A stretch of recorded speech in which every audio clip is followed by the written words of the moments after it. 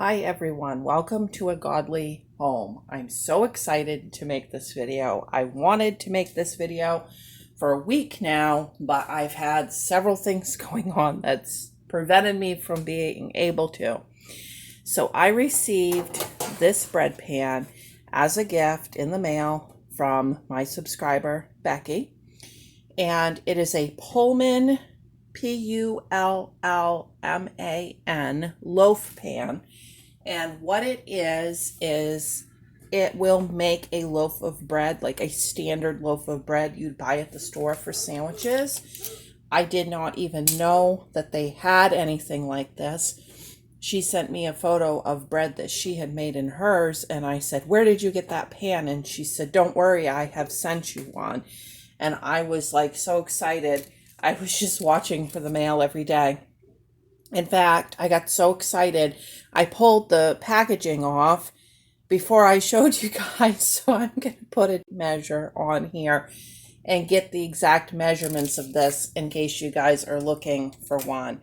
This is about 13 3/4 inches long by about 4.5 inches wide. It is non-stick and it's made in the USA. The weight of this pan is impressive.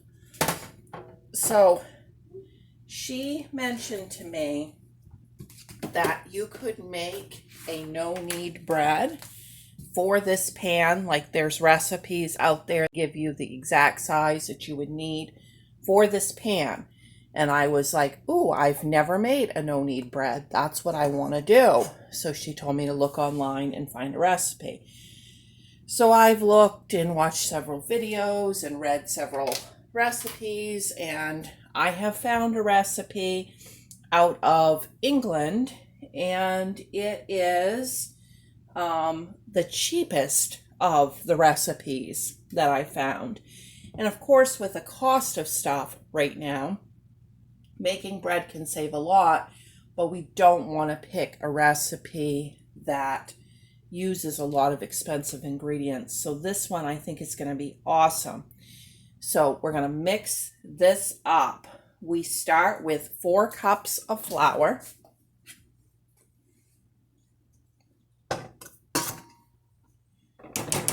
I'm using the all-purpose King Arthur unbleached flour, but use whatever you have.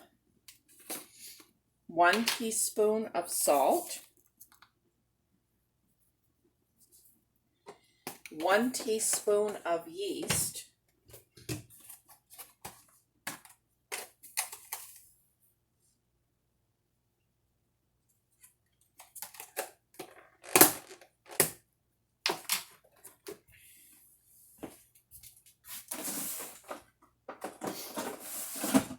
Now we're going to mix that together. And then we need 2 1/4 cups of warm water. This is like warm on your wrist, not too hot because it'll kill the yeast.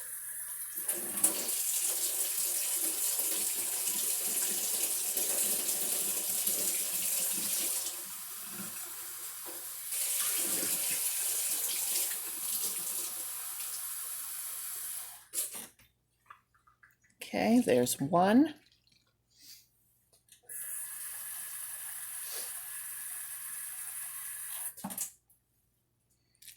There's 2.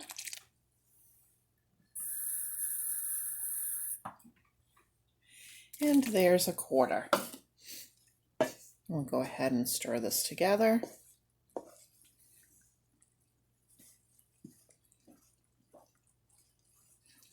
Now, if you're a working mom, mix this up before work. Bake it off when you get home, when you're fixing supper, because it does need to set for a while. About 8 hours. I don't think it probably needs the full 8 hours, but with just a teaspoon of yeast, it does need to set for a while.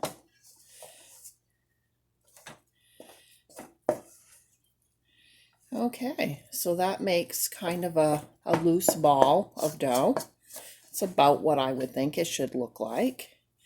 Of course, I'm going to be tempted to stir this enough that it is needed. I've got to stop. I'm just going to incorporate it for the sake of the video, because I could take my little spurtle here and just turn it over and over and over until it's basically needed. But we're just going to mix this by hand until incorporated. Now I'm going to put a towel over the top because that's cheaper than plastic wrap. And I like to wet the towel so that there's no stickage.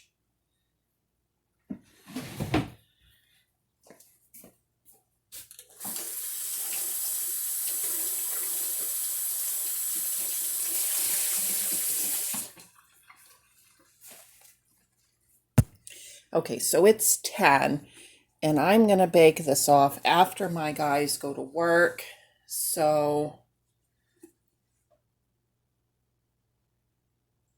okay, so it'll be about 7 hours for me, and I will see you then. My goodness, guys, in my excitement, I forgot to mention that she sent me a whole pound of yeast, and I popped that into the freezer.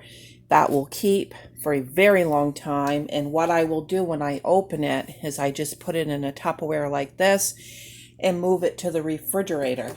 Now, if you don't use that much yeast, put a little bit in the Tupperware and, put the rest back in the freezer. But anyways, that was an awesome gift too. You look around, you can buy a block of yeast like this, a whole pound, for the same price that you get one of these little 4-ounce jars in the grocery store. So it's like a 4-time increase on what you're getting for your money. Now, I want to show you, okay, Hannaford, my regular grocery store, that's the biggest they sell. Okay, but my little market grocery store sells the 1-pound size. It's not the same brand, but in my experience, yeast is yeast. It doesn't matter. So we were able to buy this pound in a local market for the same price as this in a local grocery store. So keep that in mind if you're thinking about getting into baking bread and you're new to it. That is, my second cost saving tip. 1, pick a recipe that does not take expensive ingredients. Your bread recipe does not need milk, eggs, honey, that kind of stuff. And then 2, make sure you're getting the biggest package of yeast for your money. Okay, and we are back. I am going to start by putting just a touch of vegetable oil in this pan and spreading it around. It is non-stick, but Becky said she used some oil, and I was thinking the same thing, that unless she told me she didn't and it turned out okay, that I was going to be using some just to make sure. I don't really want to go through, making the homemade bread and then having it stick. So just a little bit in there. And then now we'll go ahead and uncover the dough. And you can see what it looks like. And now I'm going to just use my spurtle here. You can use whatever you've got, just to kind of get this off the side of the bowl. It's quite sticky. I don't know. This is way different than any bread I've ever made, but we're going to see what it turns out like. Just fold it over until it's somewhat of a loaf shape here. And then I'm going to try to scoop it out into the pan, and we'll see what happens.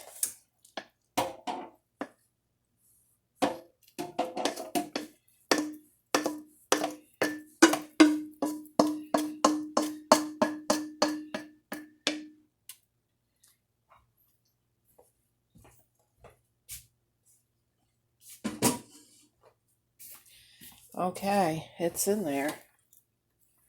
I've never worked with dough like this before. I'm going to just poke it, I guess, somewhat into the right places. Make sure it's covering the whole bottom of the pan here.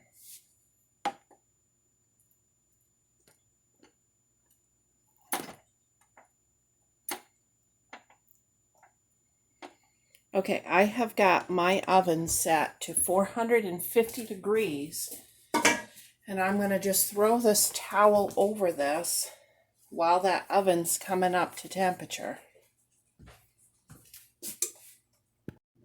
Okay, I'm very skeptical about this recipe because I've also never put bread in a 450 degree oven before.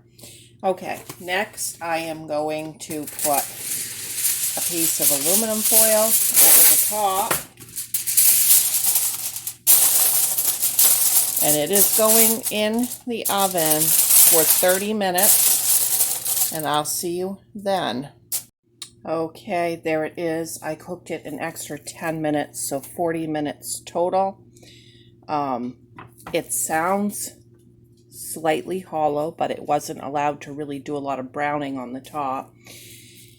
And we will go ahead and get this dumped out. It's got some nice color on the bottom. We'll let it cool, and then I'll be back to cut it, and we'll see what we've got going on.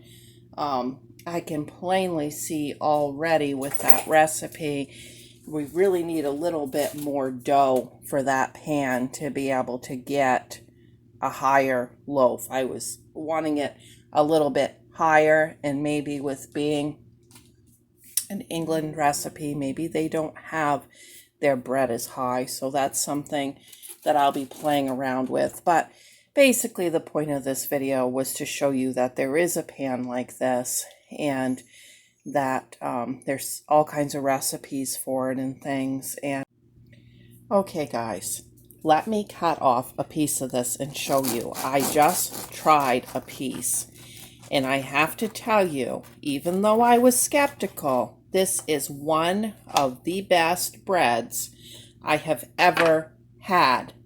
No joke. I will be playing with this recipe to get more dough to where it fills the pan up further, because I want that pan when it's baked off to be full to the top. So if you are thinking about making this, just hold off until you see a video with the adjusted recipe on this.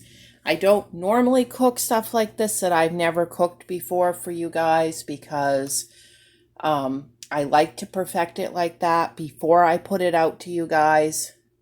But this was the exception because I was excited about the pan and I wanted to be able to show you guys. So, all right, thanks for watching. Bye.